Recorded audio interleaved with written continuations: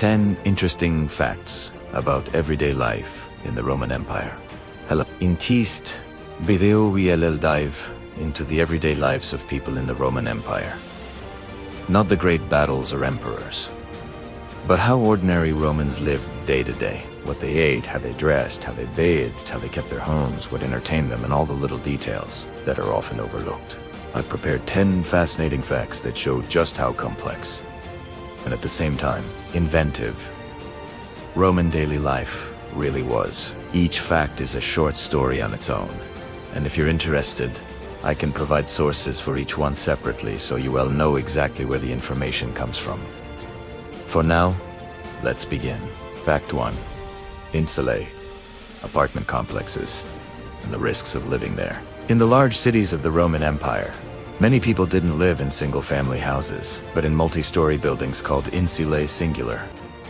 Insula. These apartment blocks were often built quickly, using cheap materials, and even at a middle-class level they could be dangerous. Risks of collapse, fire, poor ventilation, and unsanitary conditions were common. People lived very densely packed. Narrow corridors, dark rooms, with minimal light. The lower floors often housed shops or workshops, while the upper floors were living spaces. For many poor Romans, an insula was the only option, and these conditions shaped a tough daily existence. Fact 2. Water supply, sewers, and toilets. The Romans were famous for their engineering solutions. They built vast aqueducts that carried water into cities to supply public fountains, baths, and private households. Wastewater and sewage often flowed into large underground channels, such as the Cloaca Maxima, which emptied into rivers or streams. Public toilets were common. Long benches with holes, and beneath them ran channels of flowing water. People sat side by side, with little privacy.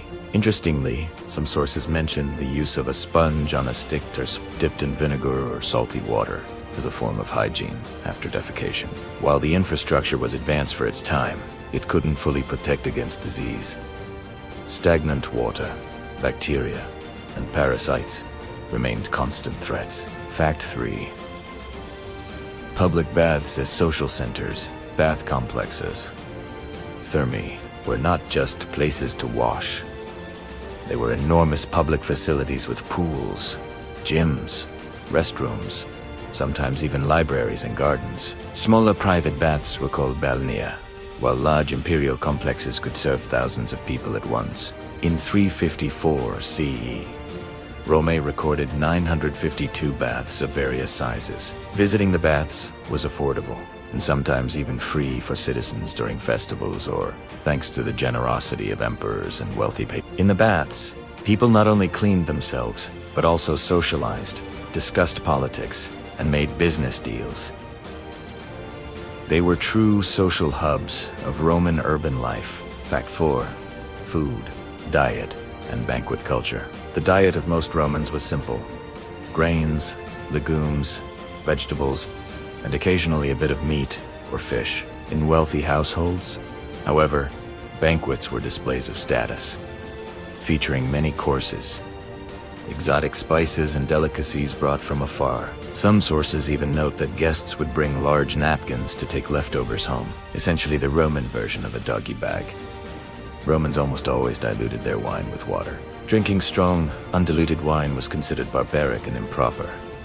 For ordinary people, meat was rare. Bread, beans, olive oil, and local produce made up most of their meals. Fact 5. Clothing is a marker of status, and the role of color clothing in Rome was a key way to signal one's identity and status. The basic garment for most people was the tunic, a simple piece of fabric sewn at the sides, with holes for the arms. The toga was a distinctive garment worn on public and formal occasions, but it was heavy and impractical for daily life. The color purple was especially prestigious.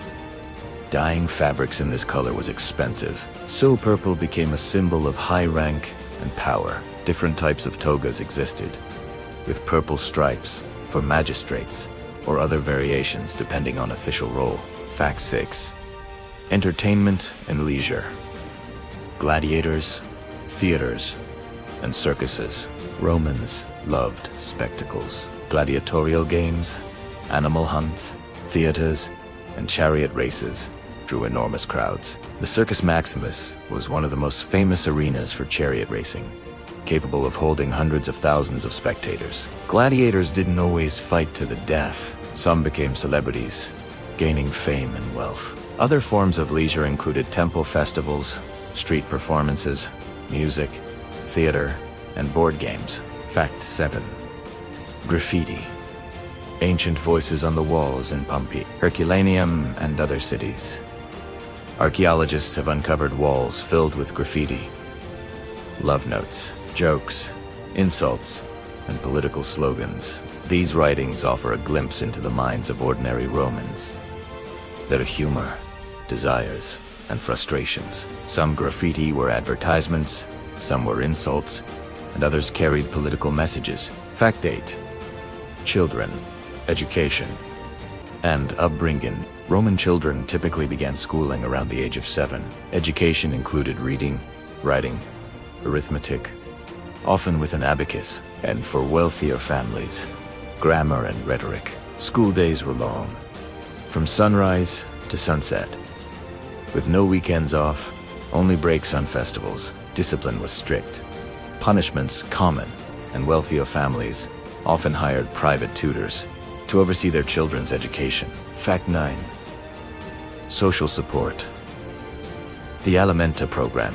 Between the 1st and 3rd centuries CE, emperors implemented state policies to support poor children through a program called Alimenta. This system provided food, money, and sometimes education to children from impoverished families. It was financed through imperial funds, taxes, or revenues from land. The goal was to reduce poverty in rural Italy, strengthen loyalty to the empire, and ensure social stability. Factius, social inequality, and the lives of the poor.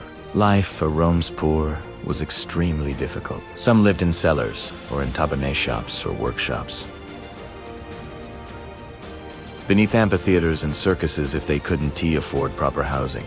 The poor were more vulnerable to disease, malnutrition, and the hardships of manual labor. Skeletal remains reveal stunted growth and signs of chronic stress in children from poor families. Residents of insulae often suffered from poor ventilation, dampness, foul smells, overcrowding, and low-quality building materials. Many people survived by working as craftsmen, sellers, fishermen, servants, or through odd jobs in the urban economy. So, we've gone through 10 fascinating facts about daily life in the Roman Empire. From the dangers of insulae to programs of social support, from public baths to graffiti on city walls. Roman daily life was not just exotic history, it was the lived experience of real people. How they ate, how they lived, what they dreamed of, and how they struggled with the challenges of their time. By looking closer at these details, we get a vivid picture of humanity in antiquity. Maybe even recognize some of the same struggles and joys we still face today. Thanks for watching. Be sure to like and subscribe to the channel so that you can see more videos like this one.